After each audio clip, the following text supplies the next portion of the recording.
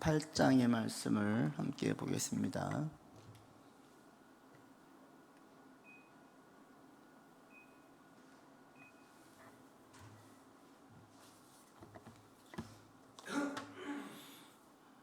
열왕기상 18장 1절로 6절까지 말씀을 보고 같이 나누겠습니다. 1절로 6절까지만 보겠습니다. 많은 날이 지나고 제3년에 여호와의 말씀이 엘리야에게 임하여 이르시되 너는 가서 아합에게 보이라. 내가 비를 시면에 내리리라.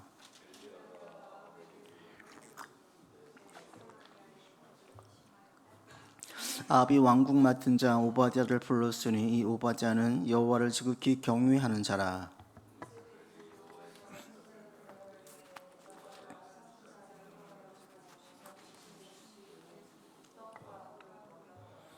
아합이 오바댜에게 이르되 이 땅의 모든 물 근원과 모든 내로 가자. 혹시 꼴을 얻으리라. 그리하면 말과 노새를 살리리니 짐승을 다 잃지 않게 되리라 하고.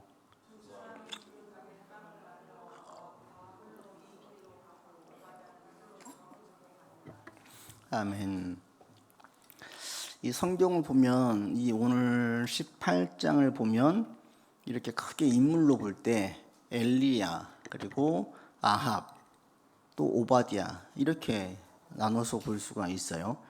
엘리야는 아주 신실한 믿음의 사람으로, 오바댜는 우리 가운데 있는 성도들이지만 그 믿음은 있지만 왔다 갔다 할 수 있는 그런 사람으로, 그리고 아합은 아주 세속적인 사람, 이렇게 볼 수 있습니다.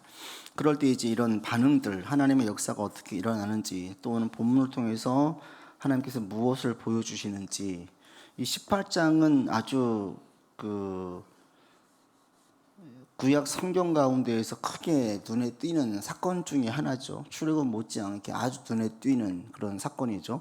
바알과 아세라 섬기는 사람들, 선지자들과 엘리야 혼자서 누가 참 신이냐, 영적 전쟁을 하는 거예요. 영적 전쟁 아주 눈에 띄게 확 도드라지는 사건인데, 이 사건을 통하여서 하나님 참된 신이심을 지금 분명하게 보이죠.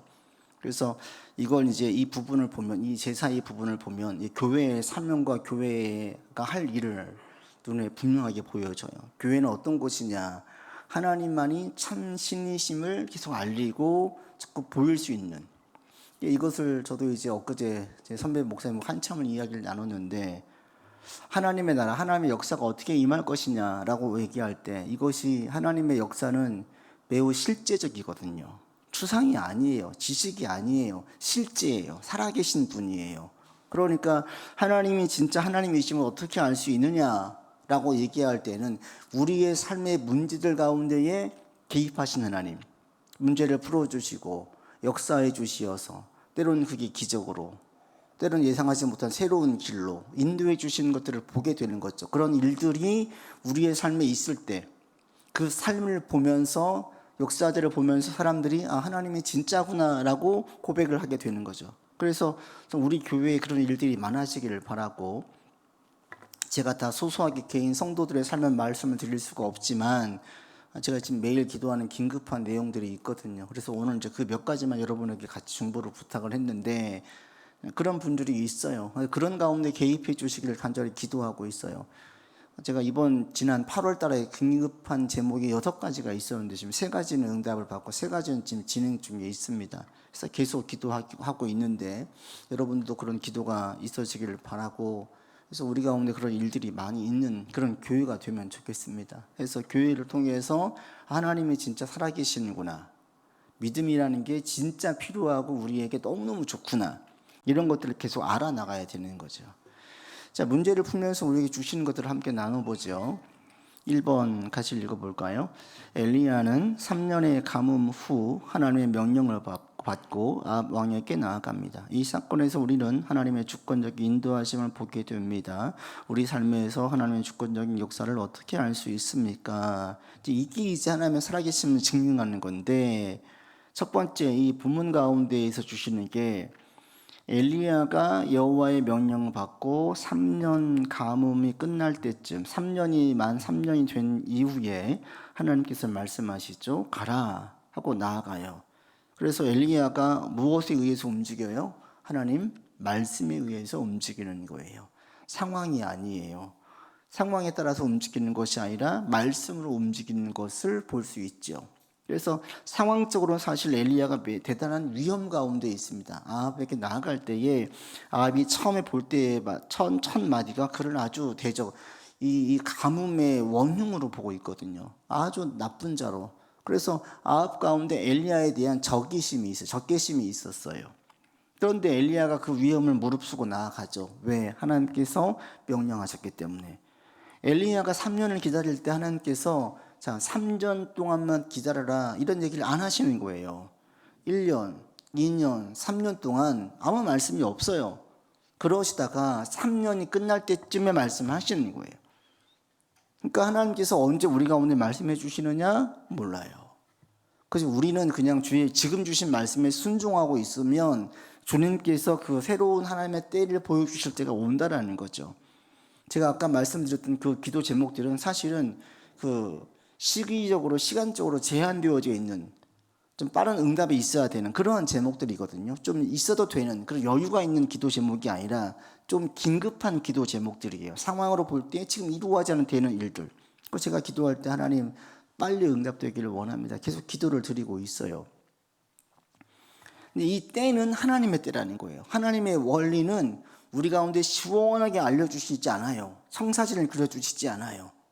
그래서 주님께서 엘리야에게도 말씀하실 때에 3년이 찰 때까지 가뭄을 명령한 다음에 3년 동안 내가 줄 것이다. 이 청사진을 그려주시지 않았다는 사실이에요. 우리가 이 사실을 알고 여러분들이 잘 분별할 수 있기를 바랍니다. 하나님의 때를 어떻게 알 수 있느냐? 그러니까 우리는 첫 번째로 말씀이에요. 말씀으로 순종해 나가는 거예요. 또 하나님께서 상황 가운데 말씀하실 때도 있어요. 그런데 그 상황도 말씀보다 앞설 수 없어요.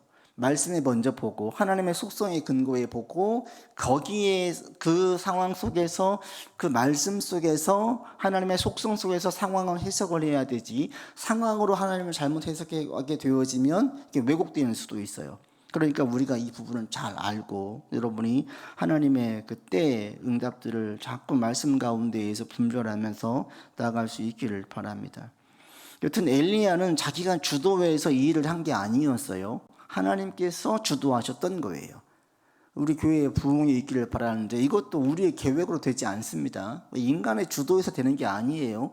프로그램 하나로 되는 게 아니에요. 하나님께서 우리가 준비하고 수고하는 것들을 쓰시기를 원하는데 이게 우리가 했기 때문에 된다가 아니에요. 하나님께서 써주셔야지 되는 거예요. 그래서 우리는 준비하고 열심히 기도하면서 하나님께서 이걸 사용해 주시기를 간구하는 거죠. 그러니까 되어져도 우리의 수고가 아니고 하나님의 주권과 역사 속에서 이루어지는 거죠. 그래서 우리가 함께 계속 기도하고 있는데 여러분도 계속 우리 교회를 위해서 기도해 주시고 성도들을 위해서 함께 계속 기도하는 시간이 필요합니다. 이제 두 번째 보시면 2번과 3번에 보시면 오바댜에 대한 내용이 나와요. 이 오바댜는 누구냐? 성경에 처음 나오고 더 이상 나오지 않은 인물이에요. 그 구약에 오바댜서가 있긴 한데 그 오바댜서는 이 본문의 오바댜하고 인물이 동일 인물이 아니에요. 완전 다른 인물인데 이 오바댜가 누구냐? 거기에 보시면 왕궁의 국내 대신으로 나와져 있지요. 2번 같이 읽어보겠습니다.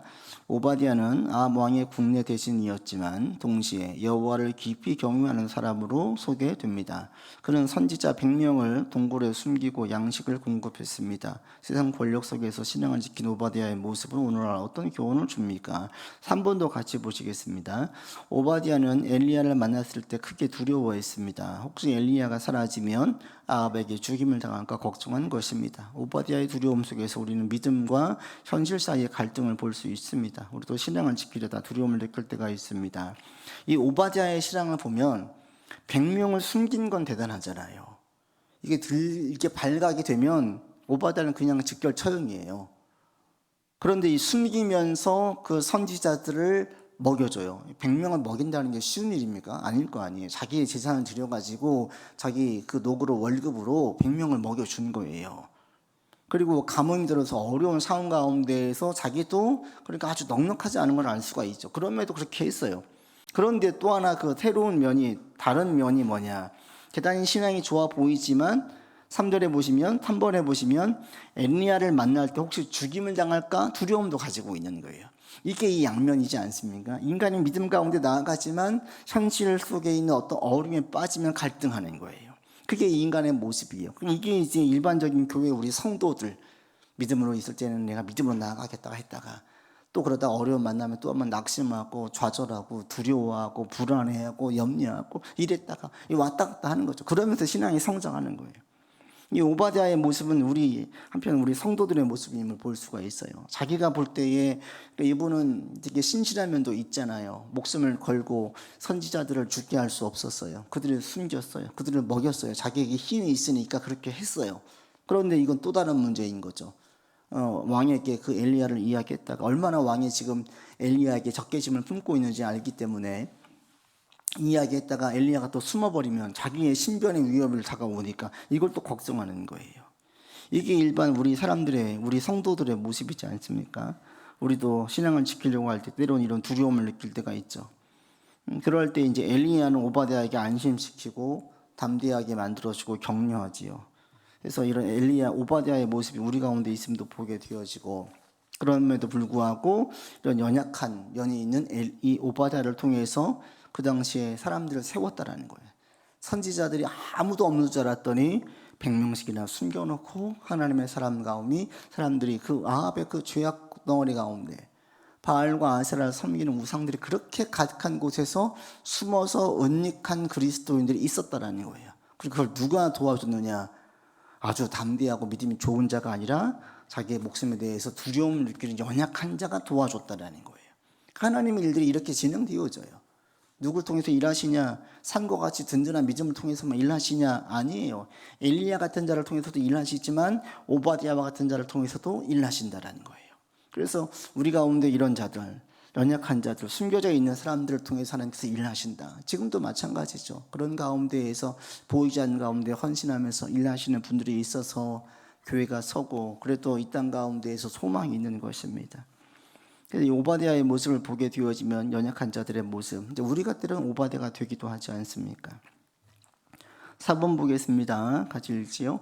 아합은 가뭄의 원인을 엘리야에게 돌립니다. 이런 아합에게 엘리야는 어떻게 반응합니까?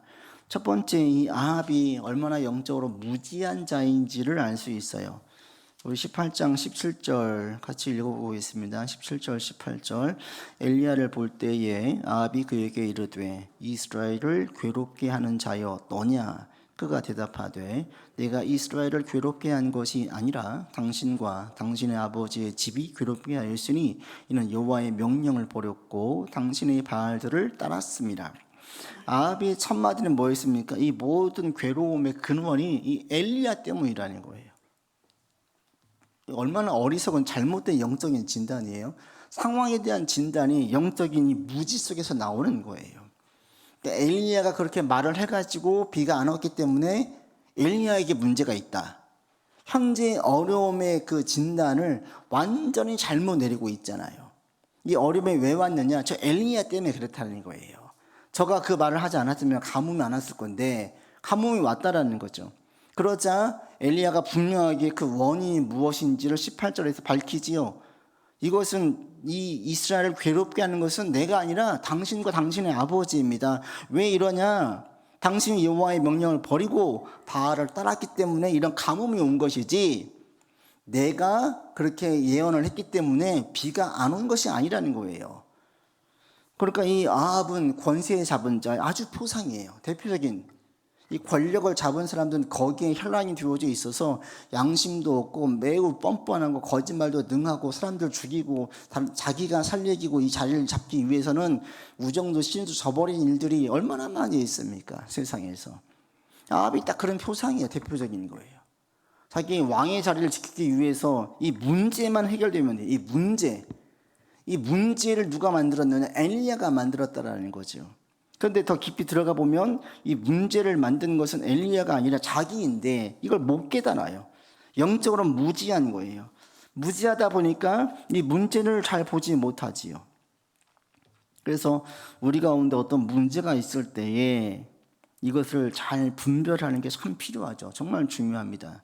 우리에게 있는 문제가 발생할 때에는 여러 가지 이유가 있어요. 한 가지는 이 아합처럼 죄 가운데 있을 때, 우상이 가득할 때 문제가 발생해요. 그럴 때에는 회개하고 돌이켜야 되죠. 그러나 또 우리 가운데 있는 삶의 문제들은 우리의 연약함 때문에 생기기도 해요. 믿음이 부족해서, 지혜가 부족해서, 내가 어리석어서 이런 문제가 생기기도 합니다. 그리고 또 한 가지는 문제는 우리가 세상에 살다 보니까 겪는 시련들, 어려움일 때가 있어요. 삶의 어려움, 이 육신을 입고 살면 먹고 살아야 돼요. 그런 것으로 인해서 생겨지는 문제들이 있잖아요. 눈에 보이는 것들에 의해서. 그래서 문제의 원인이 무엇인지를 분명하게 분별하고 거기에 맞게 대응을 해야 되지. 어떤 분들은 문제가 생기면 다 이 죄로 대응하는 분들이 있고요. 어떤 분들은 다른 사람에 대한 무조건 다른 사람의 적개심을 품고 저 사람 때문이라고 얘기하는 분들이 있고요. 다 달라요. 그런데 문제에 대해서 원인을 잘 파악해야 되죠. 영적으로 무지한 사람들은 깨닫지를 못합니다. 그래서 아합은 영적으로 무지하자 전혀 이 문제의 심각성, 문제의 원인이 자기한테 있었음을 전혀 알지를 못하고 우상 숭배 때문에 하나님께서 내린 것이란 사실을 진지하게 받아들이지 않아요. 그냥 이 엘리야 때문이라고 생각을 해요. 그리고 난 다음에 이제 엘리야가 나타나서 얘기하는 게 5번이죠. 같이 읽겠습니다. 엘리야는 온 백성과 바알 선지자들을 갈멜산에 모으고 누가 참 신인지 신들의 전쟁을 합니다. 엘리야가 이런 행동을 한 이유는 무엇입니까? 왜 이런 일을 했을까요? 다 불러 모으라고 얘기해요. 그리고 나자 엘리야가 21절에 이렇게 말합니다. 읽겠습니다. 엘리야가 모든 백성에게 가까이 나아가 이르되 너희가 어느 때까지 둘 사이에서 머뭇하려느냐? 여호와가 만일 하나님이면 그를 따르고 바알이 만일 하나님이면 그를 따를지니라 하니 백성이 말 한마디도 대답하지 아니하는지라. 이 일을 왜 하려고 했느냐? 백성들에게 참 하나님이 바로 야훼이심을 알리기 위해서. 21절에 백성들이 머뭇거리고 있었어요. 머뭇거린다는 게 뭐냐면 우물쭈물한다는 거예요. 원어는 쩔뚝거리면서 우물쭈물한다. 그러니까 신앙적으로 결단을 하지 못해요. 양다리를 걸치는 거예요. 바알도 좋고 하나님도 좋고. 왜? 이들 가운데 이게 왜 이렇게 우물쭈물하고 있느냐? 이들이 지금 먹고 사는 문제에는 별 문제가 없거든요. 북이스라엘 왕들 가운데에서 이 아합 시대가 가장 풍요로웠던 시대였어요. 그러다 보니까 먹고 사는 것은 너무 만족해요. 그러니까 굳이 하나님일 필요가 없는 거예요. 지금 잘 먹고 잘 살고 있으니까. 그래서 굳이 하나님일 필요가 없는 거예요. 그러니까 아합도 그렇고 이스라엘 백성들도 그렇고 한편으로는 잘 지내고 있는데 왜 자꾸 쑤셔대? 라고 할 수 있어요. 뭐가 문제야? 먹고 사는 게 이 정도 이렇게 잘 있는 경우가 어디가 있어? 뭐가 문제야? 이렇게 얘기를 하는 거예요. 그러니까 엘리야로 인해서 생겨진 이 가뭄이 엘리야 때문이라고 얘기하는 거예요. 그게 지금 아합만 그렇게 보는 것이 아니라 백성들도 별로 아합, 엘리야의 그런 이거에 대해서 영적인 각성의 회개가 없어요. 그냥 우리 좋은데 지금 어느 시대보다 풍요롭게 살고 있는데, 근데 그것은 잠깐이죠. 그 이후에 지금 이 풍요로웠던 것은 뿌리가 지금 다 말라 썩어가고 있는 거예요. 하나님의 보호가 없기 때문에 순식간에 바람 불면 태풍이 불면 싹 없어질 것들이에요. 근데 그걸 몰라요. 그러니까 지금 자기들은 만족하고 있다라는 거죠. 지금 밑에는 다 썩어가고 있는데 바람 한번 불면 싹 쓰러질 건데 이걸 지금 모르고 있다라는 거죠. 그래서 이 이스라엘 백성들의 모습이 아합이 영적으로 무지해지자 그 백성들도 함께 영적으로 무지해지는 거예요. 그냥 지금 우리만 좋으면 좋은 거예요. 과거에도 그 이전 정권 때, 군사 정권 때 그랬다고 하잖아요. 백성들에게 정치에 관심을 갖지 않도록 해라. 그렇게 하기 위해서 스포츠에 열광하게 만들고 막 드라마 같은 거 문화 만들어서 사람들이 거기에 매료되게 만들라는 거예요. 그리고 정치에 관심 갖지 못하게 해라. 정치 얘기 나오면 다 탄압을 하고 못하게 했었어요. 백성들을 바보를 만드는 거예요. 그냥 떡 주어주고 나머지는 다 자기 마음대로 하고 싶은 거죠. 우리도 그런 과거가 있었는데 역사적으로 이 본문에 보면 지금 엘리야가 그렇게 하고 있는 거와 똑같은 거예요. 됐지 뭐. 하나님이 없으면 어때? 지금 잘 먹고 잘 살고 있는데 이렇게 나가는 거죠. 그런데 이게 잘 먹고 잘 사는 게 아니죠. 한순간에 무너지는 거예요.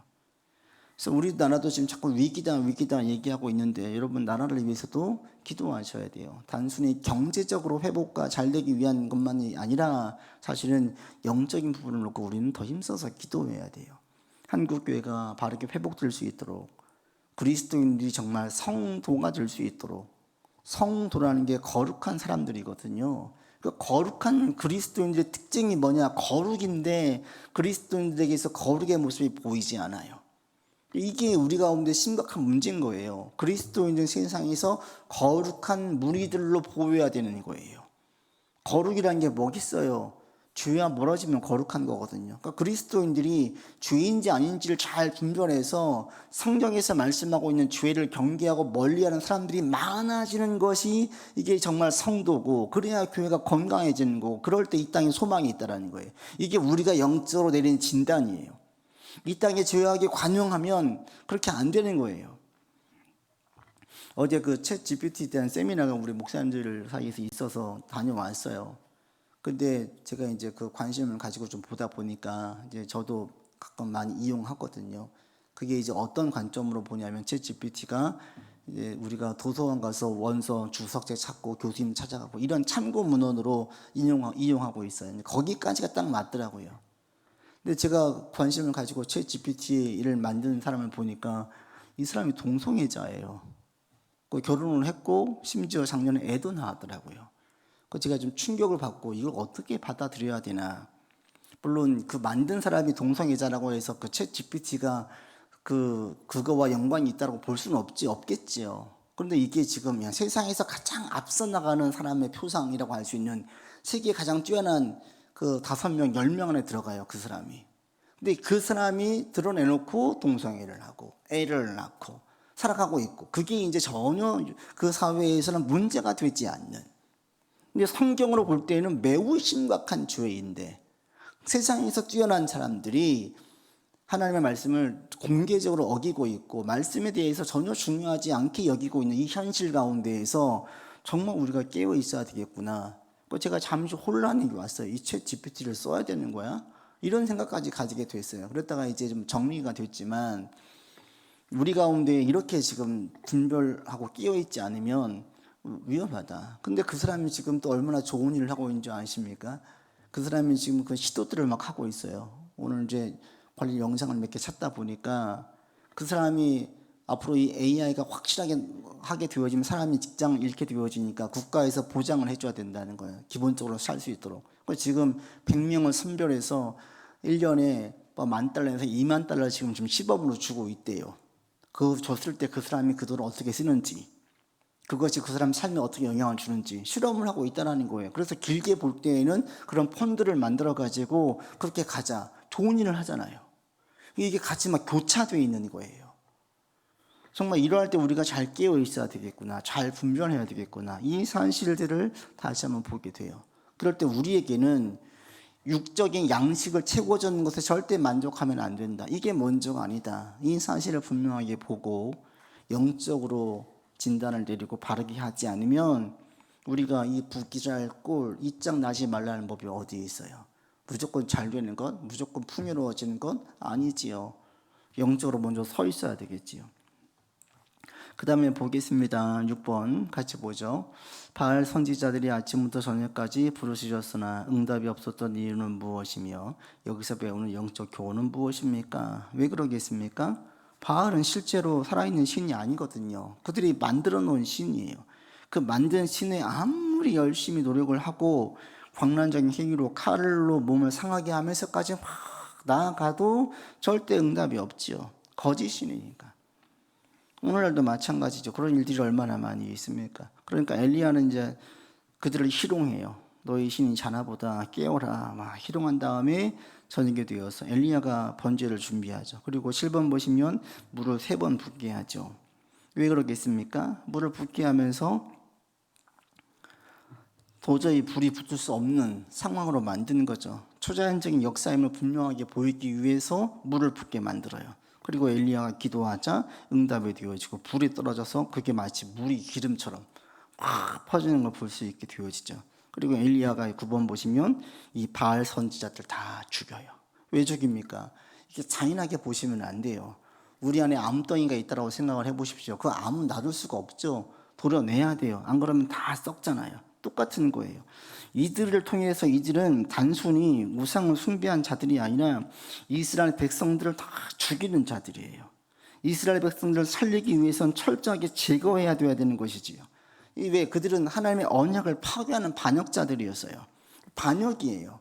그러니까 이건 두고 있으면 안 되는 거죠. 그래서 철저하게 제거하고 끔찍하게 그날 다 죽여요. 그리고 난 다음에 이제 드디어 10번 보시면 같이 읽겠습니다. 큰 비가 오기 전 엘리야는 끝까지 기도하며 작은 구름을 보고 확신했습니다. 엘리야는 어디에서 이런 확신을 갖게 되었다고 생각합니까? 엘리야가 기도하잖아요. 근데 비가 안 와요. 또 기도하죠. 무려 7번을 기도해요. 그러자 손바닥만한 작은 구름을 보고 엘리야가 확신하면서 이제 큰 비가 올 것이니까 왕에게 내려가라고 이야기하죠. 무엇이 엘리야에게 이렇게 확신하게 만들었습니까? 기도의 응답, 확신. 첫 번째는 당연히 말씀에서 출발해요. 이 18장의 시작이 말씀으로 시작되어지죠. 엘리야가 그냥 한번 가볼까가 아니에요. 하나님께서 엘리야에게 말씀하셨어요. 3년이 된 다음에 가라. 여호와의 말씀에 따라서 움직여요. 그 다음에 엘리야가 또 어떻게 확신을 하게 됐습니까?